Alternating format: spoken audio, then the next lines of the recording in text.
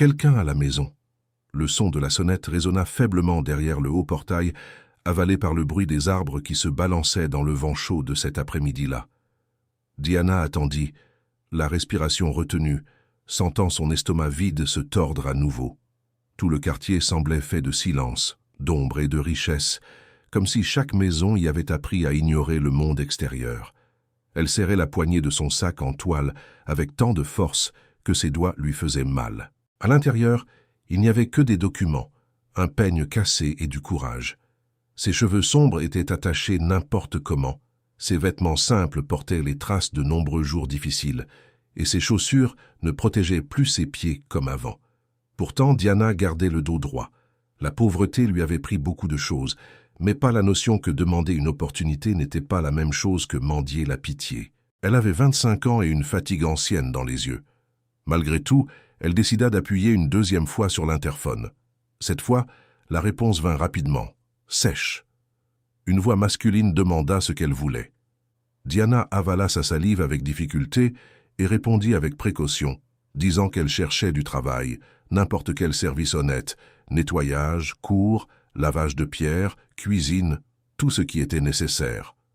Il y eut un bref silence, suivi d'un rire moqueur. L'homme de l'autre côté dit que ce n'était pas un endroit pour des inconnus qui frappaient aux portes et lui ordonna de partir. Diana remercia quand même. Le mot sortit bas, mais il sortit. Elle se retourna lentement, essayant d'ignorer la brûlure sur son visage et l'envie humiliante de pleurer. Le soleil continuait d'être fort, mais en elle tout semblait froid. Elle fit 2 pas sur le large trottoir et entendit un grincement métallique dans son dos. Un portail plus petit, latéral, était en train de s'ouvrir. Elle s'arrêta. Celui qui apparut ne portait pas d'uniforme de portier. C'était un homme grand, aux épaules solides, chemise sombre aux manches retroussées et pantalon simple, comme s'il venait de travailler avec de la terre ou des outils. Les fils gris près des tempes lui donnaient un air mature et fatigué. Il observa Diana pendant quelques secondes, sans supériorité et sans hâte. « Vous voulez vraiment travailler ?» demanda-t-il. « Oui, répondit Diana sans hésiter. Du travail dur si nécessaire. J'apprends vite et je ne me plains pas. » L'homme hocha légèrement la tête. Il dit que la cour arrière avait besoin d'un nettoyage depuis plusieurs jours.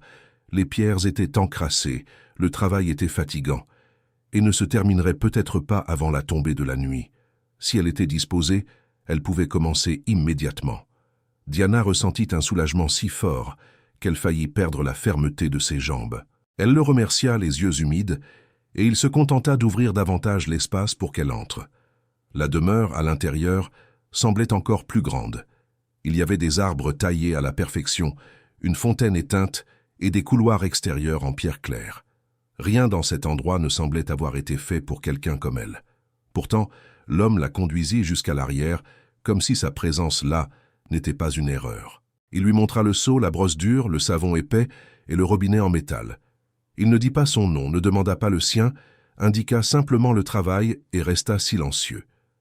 Diana s'agenouilla devant les premières pierres et commença. L'eau froide coula sur ses mains marquées, le savon pénétra dans de petites coupures anciennes, et l'effort fit rapidement brûler ses muscles. Pourtant, il y avait quelque chose d'almost libérateur à frotter avec force, à voir la saleté partir, à percevoir une différence concrète apparaître sous ses yeux. Elle travaillait comme quelqu'un qui essayait de prouver au monde qu'elle méritait encore une place. Le temps passa sans prévenir. La chaleur augmenta. La cour semblait interminable, et le corps devenait léger d'une manière dangereuse. Depuis la véranda supérieure, l'homme observait en silence. Son nom était Vicente. Propriétaire d'entreprise, de contrats et d'une fortune que toute la ville connaissait, il ne se reconnaissait plus depuis longtemps à l'intérieur de sa propre maison. Depuis la mort de sa femme, 5 ans plus tôt, il avait laissé le silence occuper tout. Les salles étaient restées fermées, la table de la salle à manger avait cessé de recevoir des invités, le jardin avait perdu ses couleurs. Vicente continuait à fonctionner à l'extérieur, signant des papiers, dirigeant des réunions. À l'intérieur, cependant, il vivait comme quelqu'un qui traverse simplement les jours. En voyant Diana frotter les pierres sans s'arrêter, même en vacillant d'épuisement, il ressentit quelque chose de rare, la honte de la distance entre l'abondance qu'il possédait et le besoin de cette jeune femme. Elle ne demandait pas de facilité, elle demandait une chance. Quand il remarqua que ses mouvements devenaient trop lents, il descendit les escaliers et entra dans la cuisine. Il revint avec une carafe d'eau, un verre et 2 sandwichs simples. Diana perçut l'ombre de l'homme qui s'approchait et essaya de se lever rapidement, effrayée à l'idée d'avoir été surprise en train de se reposer. Mais Vicente posa l'eau à côté d'elle et dit simplement que personne ne rendait bien le ventre vide. Le ton était serein, presque ferme. Elle accepta le verre avec des mains tremblantes et but comme si cette eau redonnait un peu de vie à son corps. « Asseyez-vous 1 minute, dit-il, en montrant un banc en bois près du parterre. Diana hésita mais obéit. Elle prit le premier sandwich lentement, mordant sans hâte pour ne pas paraître désespérée, bien qu'elle le fût. Le pain moelleux et l'odeur de fromage lui fit refermer les yeux pendant 1 seconde.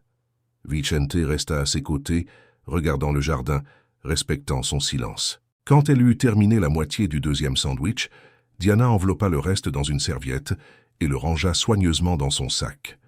Vicente fronça les sourcils. « Vous n'avez pas aimé ?» Elle rougit. « Si, j'ai aimé. C'est que j'en aurais peut-être besoin plus tard. » La phrase fut simple, mais elle le frappa avec violence.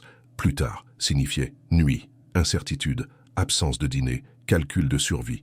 Pendant que tant de gens gaspillaient de la nourriture sur des tables abondantes, cette femme gardait la moitié d'un encas comme qui protège un trésor. Vicente détourna le regard un instant, sentant sa gorge se serrer. « Mangez tout, dit-il enfin. Aujourd'hui, vous n'aurez pas besoin d'économiser la nourriture. » Diana leva les yeux, surprise. Il y avait de la sincérité là, et aussi une tristesse profonde. Ce n'était pas la tristesse du manque, c'était celle de la perte. Elle déballa à nouveau le sandwich et le mangea en silence. Puis elle se leva, le remercia et retourna au travail avec un nouvel élan. Vicente demanda son nom avant d'entrer. En entendant Diana, il le répéta comme s'il gravait quelque chose d'important. Puis il dit son propre nom sans ajouter quoi que ce soit. Le ciel commençait déjà à changer de couleur quand elle termina la dernière rangée de pierres. Toute la cour arrière était propre, brillant sous la lumière du crépuscule. Fatiguée, le dos douloureux et les mains brûlantes, Diana porta le seau vide jusqu'à la cuisine de service. Elle trouva Vicente à la porte, tenant maintenant une enveloppe brune. Il observa ses mains, son visage épuisé, ses vêtements simples tachés d'eau et de savon. « Vous avez respecté ce qui avait été convenu, dit-il. » Diana tendit la main pour recevoir l'enveloppe, mais Vicente ne la lâcha pas immédiatement. Au lieu de cela, il lança un regard vers le couloir étroit qui menait à la buanderie, puis revint la regarder avec calme. La nuit était tombée rapidement, et la rue à l'extérieur ne semblait plus accueillante. Diana perçut qu'il y avait quelque chose de plus dans cette pause, quelque chose qu'elle ne comprenait pas encore, et son cœur se remit à battre vite. Vicente lâcha l'enveloppe lentement, mais avant que Diana ne la range dans son sac, il dit à voix basse que la chambre du fond était vide depuis des années et qu'elle pourrait y dormir cette nuit sans aucun coup. Il ajouta qu'il serait dangereux de rentrer seule si tard, surtout en portant de l'argent. Diana sentit tout son corps se raidir. Le monde lui avait déjà montré de nombreuses fois que les gentillesses inattendues pouvaient cacher des pièges cruels. Elle serra son sac contre sa poitrine et demanda pourquoi il lui offrait cela. Vicente perçut la peur immédiate sur son visage et recula d'un demi-pas, laissant clair qu'il ne la coincerait pas. Il dit que la maison principale avait besoin d'un nettoyage beaucoup plus important, un travail qui prendrait plusieurs jours, peut-être 1 semaine entière. Il y avait de la poussière dans les salles fermées, des rideaux lourds à ouvrir, des tapis oubliés, des armoires, sans ordre. Si elle acceptait, elle serait payée pour cela, aurait des repas et pourrait utiliser la chambre du fond pendant la durée du travail. Ce n'était qu'une proposition de service. Diana respira profondément. La fatigue, la faim d'avenir et le besoin d'un toit sûr parlaient en même temps. Elle demanda si les propriétaires de la maison étaient d'accord avec cela. Vicente soutint son regard et répondit que tout était sous sa responsabilité. Il n'expliqua pas davantage. Il ne raconta pas qu'il était le propriétaire, que chaque mur de cette demeure portait sa signature et son deuil. Il se contenta de lui remettre la clé argentée de la chambre simple près de la buanderie et dit qu'elle pourrait décider tranquillement. La chambre sentait le savon neutre et la fenêtre fermée depuis longtemps. Il y avait un lit fait, une couverture propre, une petite armoire et une salle de bain modeste, mais digne. Pour Diana, cela ressemblait déjà à du luxe. Elle ferma la porte à clé, s'assit au bord du matelas et pour la première fois depuis des mois, pleura sans crainte que quelqu'un l'entende. Ce n'était pas un pleur de défaite. C'était le corps qui se permettait enfin de se reposer. Le lendemain matin, l'odeur de café fraîchement passé la réveilla avant que le soleil n'entre complètement par la fente du rideau. Diana se leva en sursaut, craignant d'avoir manqué l'heure et gâché la seule vraie chance qu'elle avait. Elle se lava le visage, arrangea ses vêtements et alla jusqu'à la cuisine. Vicente était déjà là avec une chemise claire, lisant un journal ouvert sur la table. À côté d'une tasse vide, il y avait du pain, du beurre et des fruits. Il leva les yeux et lui souhaita une bonne journée avec la même sérénité que l'après-midi précédente. Après le café, elle commença par le salon principal. Il était immense, silencieux et beau d'une manière triste. Les meubles nobles étaient couverts d'une fine couche de poussière, comme si le temps s'était arrêté là. Diana ouvrit les lourds rideaux, laissant la lumière envahir l'espace. Le soleil révéla des particules dans l'air et montra aussi l'ampleur de l'abandon. Ce n'était pas de la négligence due à la pauvreté, c'était l'abandon de la douleur. En nettoyant une étagère basse, elle trouva un cadre en argent. Dedans, Vicente souriait avec un éclat qu'elle ne lui connaissait pas encore. À ses côtés, une femme blonde aux yeux vifs lui tenait le bras, heureuse. Il y avait une délicatesse naturelle entre eux deux. Dans le coin du cadre, un petit ruban noir décoloré confirmait ce que l'expression actuelle de Vicente suggérait déjà. Quelqu'un de très aimé était parti. C'était Elena, dit la voix de Vicente derrière elle. Diana sursauta, mais ne lâcha pas le cadre. Elle s'excusa, disant qu'elle enlevait seulement la poussière. Vicente s'approcha, toucha le portrait du bout des doigts et expliqua sans trop de détails que son épouse était morte 5 ans plus tôt. Depuis, la maison avait cessé d'être un foyer et s'était transformée en une sorte de souvenir figé. Diana écouta en silence. Elle connaissait le vide de l'absence, bien que d'une autre manière. Elle avait perdu sa mère tôt et avait appris dans la pratique que certaines douleurs ne s'annoncent pas. Elles viennent simplement habiter en nous. Les jours suivants créèrent une routine silencieuse. Diana nettoyait, rangeait, aérait les pièces, mettait des linges à sécher au soleil, choisissait des fleurs simples du jardin pour les mettre dans un vase de la cuisine. Vicente sortait pendant une partie de la journée et revenait en fin d'après-midi.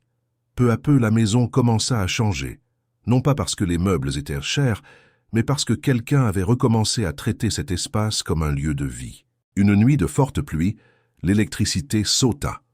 Toute la demeure plongea dans l'obscurité et le tonnerre lointain fit retenir son souffle à Diana. La peur du noir venait de périodes difficiles, de nuits dans des pensions médiocres et dans des rues inconnues. Quand la lumière d'une lampe de poche apparut à la porte de la cuisine, elle expira d'un coup. Vicente entra, posa la lampe sur la table et demanda si elle allait bien. La pluie frappait fort contre la vitre. Le son créa un abri intime autour d'eux deux. Ce fut dans cette demi-lumière qu'ils parlèrent vraiment pour la première fois. Diana raconta la petite ville d'où elle venait, les promesses auxquelles elle avait cru, l'homme qui l'avait trompée et emporté le peu d'argent qu'elle avait. La fierté qui l'avait empêchée de retourner chez elle, demander de l'aide. Vicente écouta sans l'interrompre. Ensuite, il dit qu'elle était plus courageuse que beaucoup de gens importants qu'il connaissait. Diana sourit légèrement et répondit que c'était peut-être seulement le manque d'options. Quand la vie pousse, on marche. À la fin de la semaine, tout était prêt. La maison semblait respirer à nouveau.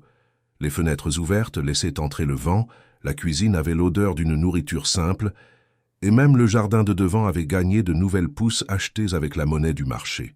Diana prépara son sac en toile ce soir-là, convaincue que le lendemain, elle recevrait son paiement final et reprendrait sa route. Mais à l'aube, Vicente la trouva en train de balayer la véranda et lui fit une proposition différente. Il dit que la maison avait besoin de quelqu'un à temps plein. Pas seulement pour nettoyer, mais pour s'occuper du rythme des lieux, ouvrir les fenêtres, organiser les horaires, maintenir la cuisine vivante, superviser tout avec attention. Un emploi fixe avec salaire, contrat, repas et la chambre du fond à disposition. Diana resta immobile comme si les mots avaient eu besoin de plus de temps pour prendre sens. « Vous êtes sérieux ?» demanda-t-elle. Vicente répondit que oui. Il n'expliqua pas que l'idée lui était venue bien avant, à l'instant où il l'avait vu garder la moitié d'un sandwich pour assurer son dîner. Il dit simplement qu'il avait confiance en elle. Diana sentit ses yeux se remplir de larmes. Elle accepta le travail avec l'émotion contenue de celle qui craint qu'un miracle disparaisse si elle parle trop fort. Les semaines suivantes furent d'une paix nouvelle. Diana prit en charge la maison avec soin et fermeté. Elle apprit où chaque chose se trouvait, organisa le garde-manger, lava les rideaux, raviva la vaisselle oubliée, fit le café tôt et se mit à préparer des repas simples.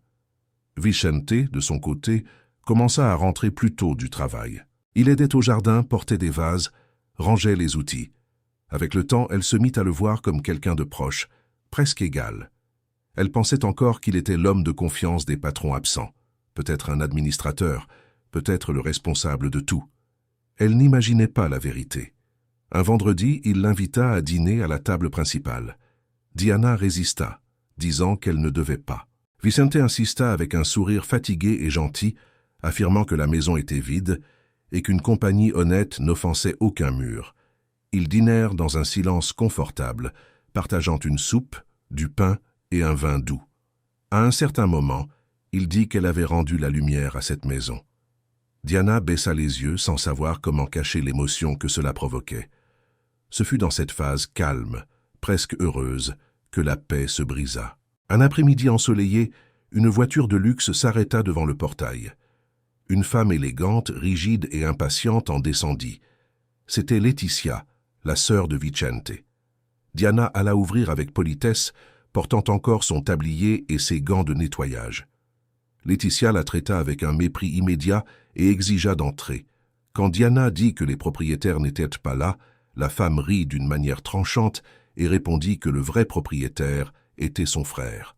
Les paroles atteignirent Diana avec une force dévastatrice. Son esprit commença à assembler les signes qui auparavant semblaient innocents.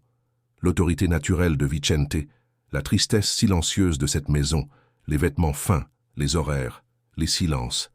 Quand Laetitia ajouta que son frère était l'un des hommes les plus riches de la région, l'humiliation envahit tout. Ce n'était pas seulement un mensonge. C'était la sensation d'avoir été observé de haut, testé, évalué, accueilli sous un déguisement. Vicente entra dans le salon justement quand Diana, pâle, essayait de comprendre que le sol disparaissait sous ses pieds. Son regard, auparavant serein près de lui, avait maintenant de la douleur et de la distance. Laetitia, sans mesurer sa cruauté, insista pour dire que la domestique avait enfin découvert la vérité sur le petit jeu du gardien. La boîte de graines que Vicente portait tomba de ses mains, répandant de la terre sur le tapis clair. Il essaya de s'approcher, mais Diana ne voyait plus l'homme qui lui avait donné de l'eau et du travail. Elle ne voyait que le mensonge qui la renvoyait d'un coup à sa place la plus blessée.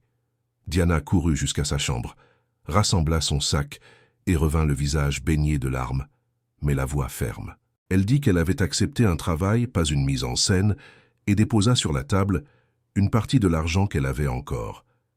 Vicente tenta d'expliquer qu'il avait caché la vérité par peur d'être vu seulement pour sa fortune, mais elle répondit que la confiance ne naît pas de l'omission. Elle partit cette nuit-là. Des mois plus tard, il la retrouva travaillant dans une petite cafétéria. Sans promesse vide, il reconquit sa place avec présence, respect et patience. Quand Diana revint enfin à la demeure, ce fut pour planter avec lui les graines oubliées et recommencer. Écrivez votre expérience ici en commentaire et n'oubliez pas de me suivre pour plus d'histoires comme celle-ci.